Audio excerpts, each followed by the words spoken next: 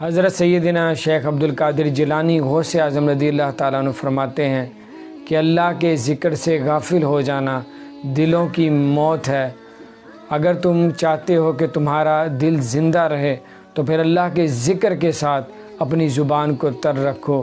قرآن میں بھی تو اللہ تعالیٰ ارشاد فرماتا ہے کہ اللہ کا ذکر کرنے والے اور اللہ کا ذکر نہ کرنے والوں کی مثال زندہ اور مردہ کی طرح ہے۔ اللہ کا ذکر کرنے والے زندہ ہیں اور اللہ کا ذکر نہ کرنے والے مردہ جیسے ہیں۔ پھر کافی روایات ہیں کہ اللہ کے ذکر سے ہی دلوں کا زنگ اترتا ہے، اللہ کے ذکر سے اللہ قلب کو نور سے روشن کر دیتا ہے، اور اللہ کے ذکر سے ہی تمہیں آخرت میں کامیابی ملے گی اور دنیا اور قبر میں بھی اللہ تعالیٰ کامیابی عطا فرمائے گا۔